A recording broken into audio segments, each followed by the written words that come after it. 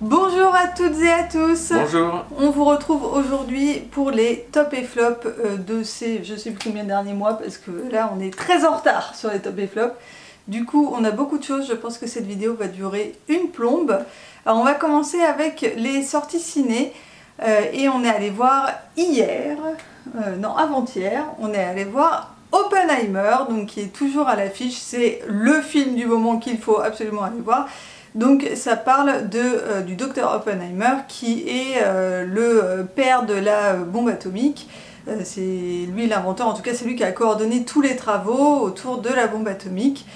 C'est un film de Christopher Nolan avec tout un tas d'acteurs, on va pas tous les citer parce qu'il y en a quand même pas mal. Et le film est hyper bien, on a beaucoup aimé. Toi aussi, Nico? Oui, même alors que ça dure 3 heures. Alors ça dure 3 heures, c'est très très dense, hein. Faut pas regarder ça un soir où on est un petit peu fatigué, parce qu'il faut quand même suivre, il y a beaucoup de dialogues, et puis des explications un petit peu sur la physique, mais c'est très très bien fait. C'est vraiment très très bien fait. C'est dense, mais c'est lisible, on s'y perd pas, mais comme tu dis, il faut être attentif, voilà, mais par contre le film fait ce qu'il faut pour que tu suives, tu comprends ce qui se passe, et non, c'est très bien réalisé. Voilà, donc c'est très bien fait, très bien réalisé, très bien joué, le son est top, la musique, enfin voilà, tout est super.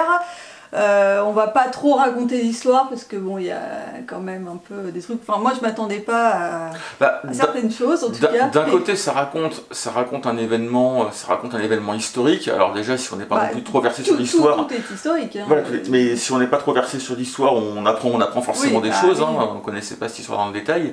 Mais t'as quand même aussi un aller-retour entre ce qui se passe au présent et des choses qui sont racontées, et donc avec quand même effectivement une certaine...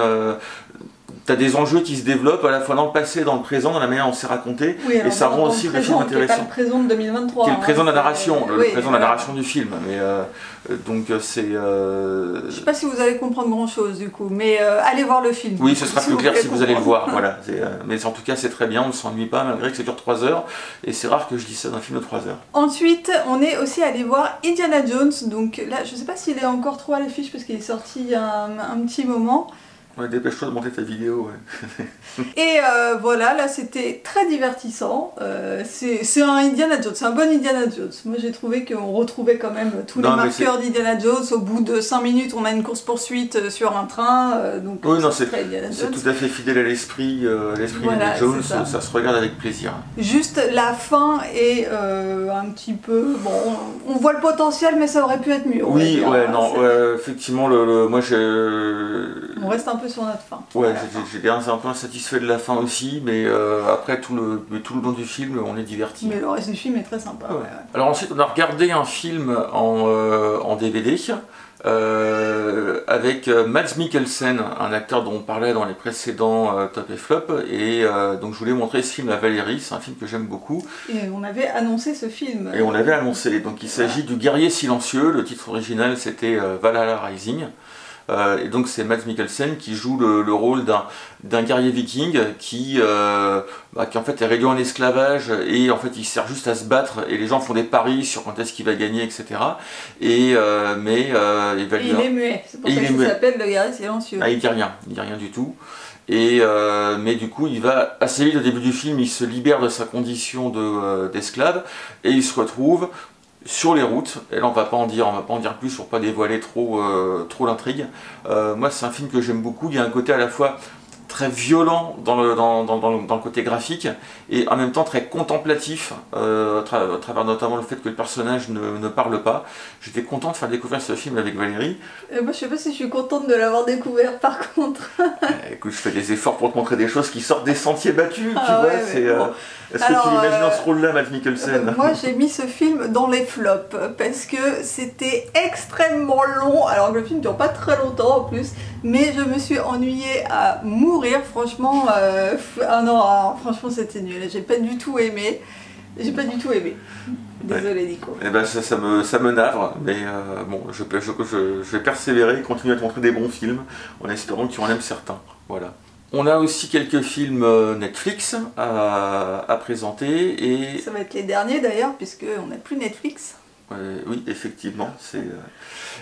Donc on a regardé donc sur Netflix Hunger, C'est un film asiatique, je crois que ça se passe en Thaïlande, si je dis pas de bêtises. Ah oui, oui, t'as raison, ouais. Ouais. Et donc c'est l'histoire d'une jeune femme qui cuisine, qui fait de la cuisine de rue, et qui a une très bonne maîtrise technique de ce qu'elle fait. Et elle est repérée par quelqu'un qui l'encourage à se porter candidate pour bosser pour un très grand chef. Un chef prestigieux mais avec un caractère irascible, et donc le film part de là et raconte le parcours de cette jeune femme dans le monde de la cuisine un peu hype en Thaïlande, et puis sa confrontation avec ce grand chef qui va être à la fois un mentor mais aussi à un moment donné un adversaire dans son parcours culinaire. Est-ce qu'on a aimé ce film, Valérie? Ah oui, on a beaucoup aimé ce film. C'est vraiment très original comme film, l'histoire est hyper bien, enfin, le scénario il est vraiment bien trouvé, et c'est très bien réalisé, c'est très bien joué aussi, mais visuellement c'est assez particulier, l'univers visuel est quand même assez particulier, moi j'ai trouvé. Ouais, il y a une colorimétrie, une photographie, il y a une patte en fait dans le film qui donne une identité visuelle très propre. Moi ça m'a beaucoup plu. Et à la base, j'avais juste repéré que c'était un film qui parlait de bouffe et du coup et de restauration. Bah oui, moi j'aime bien. Et donc j'avais pas d'attente particulière. Pas à ça, hein. Ouais, voilà. Surtout en plus au fur et à mesure que passe le film, on s'attend pas à ce qui va se passer. Enfin, ça démarre, on n'imagine pas du tout. Au début du film, on n'imagine pas du tout la fin du film. On n'avait pas spécialement d'attente, mais en fait, il se passe beaucoup plus de choses que ce qu'on pensait. Et c'est un film qui nous a très agréablement surpris. Donc Hunger, la faim en anglais, sur Netflix. Et ensuite, on a aussi regardé Motherless Brooklyn, donc un film avec Edward Norton qui joue un personnage qu'a Gilles de la Tourette. Donc c'est une enquête. Alors je crois qu'il est journaliste, Edward Norton, et en fait, bon voilà, il y a tout tourne autour d'une enquête. Ça se passe dans le New York je crois que c'est les années 50. C'est après-guerre en tout cas. Ouais. Et voilà, on va pas vous raconter l'enquête, mais il y a plein de rebondissements. C'est hyper bien, moi j'ai vraiment beaucoup aimé. Nicole n'avait pas forcément mis dans les tops. Non, mais je n'étais pas très attentif pendant le film. Non, parce que t'as pas été hypé par le film. Non, j'ai pas été accroché, effectivement. Mais moi j'ai beaucoup aimé, j'ai trouvé ça vraiment hyper sympa. Enfin, il y a plein de rebondissements et tout. Et voilà, c'est un bon film d'enquête. Si jamais vous aimez ce genre de film, je vous conseille. Ensuite, on a abandonné Netflix. Et on a pris un abonnement à Canal Series pour découvrir un peu les séries de Canal+. Donc vous risquez d'entendre parler des séries Canal dans les prochains Top et Flop. Voilà, ça va être le principe. Voilà. Et on a commencé par Baron Noir, donc une série avec Cadmerade dans le rôle principal, mais il y a aussi d'autres acteurs connus notamment François Morel qui est très très bien. François Morel qui est très très bien. Ouais. Et donc c'est une série qui parle de politique. Alors on retrouve quelques vrais noms de partis, on retrouve le Parti Socialiste notamment, mais le Front National, donc avec des personnages qui sont inspirés de manière plus ou moins transparente de personnages réels. Plus ou moins transparente, parce qu'ils disent que c'est que de la fiction, mais on retrouve quand même, il y en a certains qu'on reconnaît quand même assez bien, et il y en a même où on a des bouts de dialogue qui sont extraits de discours très connus, on va dire. Ou des punchlines qu'on va retrouver, François Morel qui campe un pseudo Jean-Luc Mélenchon et qui à un moment donné va parler de pudeur de gazelle. Voilà, par exemple, même si son parti ne s'appelle pas les Insoumis, c'est très clairement le transfuge de mais il y a plein d'autres exemples de ce type-là quand même dans la série, il y a plein de petits clins d'œil comme ça. Et après par contre, dans le développement, dans ce qui se passe, on n'est pas sur un récit historique d'événements réels, on est vraiment sur une fiction, mais donc inspirée très fortement de la politique française. Parce que là aussi on peut faire quand même, il y a certains événements, on peut faire le parallèle avec des événements qu'on connaît. Oui, non, mais il y a des inspirations, mais je veux dire la ligne directrice du film, elle est complètement autre. C'est pas un récit historique. Et donc ça raconte le parcours en politique de Cadmerade, qui est une espèce d'animal politique, il est passionné par ça. Il a des convictions, mais il emploie aussi des moyens qui ne sont pas toujours très loyaux, parce qu'il met ses convictions par-dessus tout, il en fait des objectifs à atteindre de manière coûte que coûte. C'est très bien écrit, il y a plein de rebondissements, il y a il y a des dialogues, des discours, enfin des moments vraiment vibrants dans les convictions qui sont exprimées, les discours, les échanges. Ah ouais, c'était...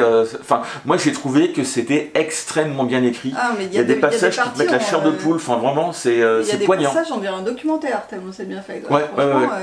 On a été vraiment happés par cette série qu'on a dévorée. Il y a 3 saisons, hein, c'est ça? Ouais, 3 saisons, 8 ou 10 épisodes, je sais plus. On a dû regarder les 3 saisons, je sais pas, en 3 semaines. Ouais, on a été assez vite, hein. C'est vrai qu'on s'est pas fait prier pour regarder les épisodes. Ah mais je pense qu'on a regardé ça à peu près tous les soirs, ou quasiment tous les soirs pendant 2-3 semaines. Et vraiment, on était happés et du début à la fin.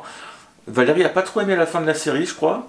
Non, la scène finale, je trouve que ça aurait pu se finir autrement. Mais moi j'ai trouvé que la fin... C'est pas très grave quand t'as 3 saisons. Non, mais moi j'ai trouvé que ça se terminait d'une manière satisfaisante et qui justement évitait de faire un truc plan pour la fin. Enfin moi j'ai trouvé que la fin était bien. Mais vous regardez du coup cette série et dites-nous en commentaire ce que vous avez pensé de la fin. Ouais. Donc là on a fini avec les films et les séries et on va vous parler d'autre chose parce qu'on allait voir une expo. Pas tout à fait, il reste un film. Il reste l'instant Van Damme mais on verra ça pour la fin. Le meilleur pour la fin. Toujours à la fin. Donc on va vous parler d'une expo, on est allé voir l'expo Ramsès qui est à la Villette, donc pour les gens qui habitent à Paris ou en région parisienne. Et c'était très intéressant comme expo, il y a plein d'objets et c'est quand même assez fascinant de voir que tout ça a traversé le temps aussi longtemps. Et Ramsès, c'est un pharaon qui a eu qui a régné très longtemps, qui est mort à plus de 90 ans, je sais plus exactement quel âge, mais très vieux pour l'époque, c'est assez incroyable. Et donc voilà, on a tout plein d'explications. Alors c'est vrai que moi je connais pas très bien l'histoire des pharaons et... Pas plus que ça, on sait que Ramsès c'est un pharaon... Oui, il est vraiment très connu, mais voilà, bon, c'est vrai que moi j'ai appris plein de trucs en tout cas. Bien sûr, voilà. Notamment le fait que il faisait des fake news, Ramsès faisait des fake news et donc il racontait un petit peu des batailles historiques pour dire que j'ai gagné, j'ai bien plié les mecs d'en face, alors que les autres éléments historiques en dehors d'Égypte montraient que non, au mieux c'était un match nul, mais c'était clairement pas une victoire écrasante des Égyptiens. Enfin, c'est assez marrant de voir que la manipulation de l'opinion, c'est quelque chose qui finalement a toujours existé. Non mais moi je trouve ça très curieux, le coup du mec qui raconte l'histoire il y a 3000 ans quoi. Et ensuite on a tout un tas d'objets, de la description de la pyramide, il y a son tombeau, voilà, on voit plein de choses et c'était vraiment très bien. Et ensuite moi je vais vous parler d'un livre, il s'agit du meilleur des mondes que j'ai enfin lu, puisque tout le monde me parle de ce livre, voilà, c'est vrai que c'est très connu, c'est un des classiques de la science-fiction. Et moi je ne l'avais jamais lu. Et donc c'est un livre qui a été écrit dans les années 30, qui est un peu présenté comme un des livres fondateurs de toute la science-fiction qui a suivi après. Moi j'ai juste un petit bémol, alors c'était très bien, j'ai beaucoup aimé, mais j'ai juste un petit bémol, c'est que j'ai lu donc Nous ou Nous autres, ça dépend des traductions, de Yevgeny Zamyatin. J'en avais parlé dans une vidéo que je vous remettrai quelque part. Et en fait j'avais découvert ce livre qui avait été cité dans un podcast de Blockbuster comme c'est un livre qui a inspiré George Orwell pour l'écriture de 1984. Et en fait, Le meilleur des mondes, qui a donc été écrit après, puisque lui a été écrit dans les années 30 et Nous a été écrit dans les années 20, et toute la société qu'on trouve dans Le meilleur des mondes, c'est exactement la même société que dans Nous. Donc après, l'histoire n'est pas la même, le développement de l'histoire n'est pas du tout le même, mais par contre la société est très clairement inspirée de Nous. Donc quand on dit que Le meilleur des mondes c'est le père fondateur de toute la littérature de science-fiction, je pense que Nous aussi y est un petit peu pour quelque chose. Et à présent c'est l'heure de la meilleure section des top et flop. La meilleure. La meilleure, absolument. Et la dernière surtout. Et c'est le dernier épisode de l'instant Van Damme. Qu'est-ce que nous avons regardé du coup Valérie pour clôturer ce cycle? Le dernier film de Jean-Claude Van Damme, le dernier de notre cycle. Le dernier de notre cycle, mais aussi le dernier qu'il a tourné. Bah non. Ah bon? Il en a fait d'autres après. Ah bon, il en a fait d'autres après. Ah bon, je pensais que c'était le dernier. Non. Il date de 2008 le film, évidemment. Ah bah oui, c'est vrai. Ah oui. Bon bref. Pourtant il est déjà vieux dans le film, mais bon. Il a 47 ans, oui. Ah ouais, bon, bref, voilà. Donc nous avons regardé JCVD. JCVD que je voulais vraiment être la conclusion du cycle Van Damme et de l'acculturation de Valérie à ce cinéma. Ouais. Est-ce que tu peux nous parler... Ce cinéma, du coup, c'est très différent de tous les autres films de Van Damme. Donc, Oui, mais justement, tu vas aborder ce film différemment si tu as déjà vu les films de Van Damme. Si tu connais pas les films de Van Damme, oui, tu vas pas le regarder de la même manière. Alors Valérie, dis-nous de quoi parle JCVD et en quoi ce film est différent des autres Van Damme que tu as vus ces derniers mois, ces dernières années même. Oui. Alors, le film raconte Jean-Claude Van Damme, donc qui joue son propre rôle, qui va à la poste pour retirer de l'argent. Et là, il est pris en otage parce qu'il se trouve que la poste est en train de se faire braquer. Donc voilà, on n'en dit pas plus. On n'en dit pas plus. C'est le scénario du film. Et donc, en quoi ce film est très différent ? C'est que déjà, au bout de 5 minutes de film, il y a déjà 4 fois plus de scénarios que tous les autres films de Jean-Claude Van Damme réunis, n'est-ce pas? C'est pas vrai, c'était très exagéré ce que tu dis. Et aussi, Jean-Claude Van Damme joue bien dans ce film, contrairement aux autres films qu'on a regardés. Et c'est un film qui est intéressant parce que il joue son propre rôle, mais du coup, il est aussi interpellé. En tant qu'acteur, il est interpellé dans le film en tant que Jean-Claude Van Damme et par rapport aussi à des choses qu'il a dites sur lesquelles on s'est moqué de lui, par rapport au fait que ses films sont des nanars, etc. Et on voit aussi un peu sa réaction personnelle par rapport à ça, son discours à lui. Et le film est connu notamment pour un moment de monologue qui dure plusieurs minutes, je ne sais plus combien de temps, mais c'est tourné en plan séquence, de Van Damme qui parle un petit peu de lui, de sa vie, de ses sentiments. Il lâche une petite larmichette sur la fin. Enfin, le film est une fiction, mais en même temps, il raconte une part de vérité de Jean-Claude Van Damme. Et quand on connaît un peu l'acteur, qu'on a regardé un peu ses films, on est d'accord que c'est pas l'acteur du siècle, c'est pas l'artiste du siècle, mais il y a quelque chose de touchant, de vraiment touchant dans ce film que moi j'aime beaucoup et que je voulais montrer à Valérie en conclusion de ce cycle Van Damme. Surtout, c'est pas un film d'action. Non, c'est pas un film d'action, il y a très peu d'action, ouais. Il y a très peu d'action dans le film, c'est exactement ça. Et d'ailleurs justement le film montre que tu es peut-être acteur d'arts martiaux, etc.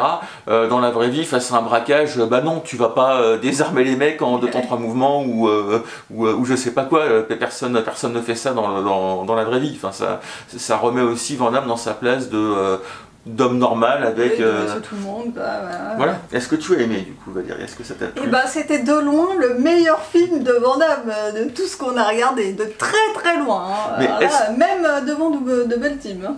Et est-ce que tu aurais aimé ce film de la même manière si tu n'avais pas vu tous les Van Damme avant et que tu n'avais pas un petit peu cette connaissance du personnage? Bah j'en sais rien, je peux pas savoir. Ah, tu joues pas le jeu, est-ce que tu non, mais j'en sais rien. Donc ça clôture. Alors il y a d'autres films de Jean-Claude Van Damme, il y en a plein d'autres qu'on n'a pas vu, mais on a vraiment regardé. Non, je pense pas qu'il y en ait plein d'autres. Hein. On a regardé quasiment toute sa filmographie là. Je pense que je peux t'en sortir 10 à 15. Ouais, non, mais d'accord, mais des où il joue un second rôle, ou un troisième rôle de 5 minutes. Non, des films où il a le premier rôle. Il y en a.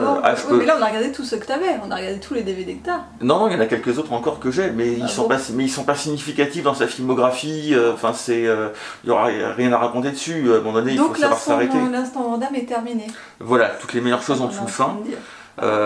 Donc nous réfléchissons au prochain cycle de films que je vais faire découvrir à Valérie et qui justifieront ma présence dans les top et flop. J'ai hâte. Dites-nous en commentaire quel cycle vous souhaiteriez voir démarrer.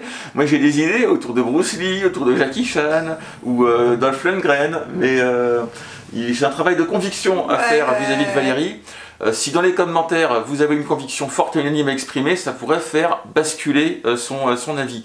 Donc n'hésitez pas à commenter. Voilà, c'est tout pour nos top et flop et je pense que c'est pas mal parce qu'on avait beaucoup de choses. Là, il va falloir qu'on reprenne un rythme de top et flop plus régulier à la rentrée. Bah, c'est toi la patronne, hein. Oui, je te suis. Hein. C'est vrai qu'on n'a pas trop eu le temps ces derniers mois. Donc voilà, je pense que cette vidéo sortira dans les prochains jours, enfin le temps de la monter là, donc on sera en vacances ou pas loin. Donc je vous souhaite à toutes et à tous de très bonnes vacances si vous en prenez. Et puis on vous retrouve en septembre pour les prochains top et flop et de prochaines vidéos de Do It Yourself. Bye bye.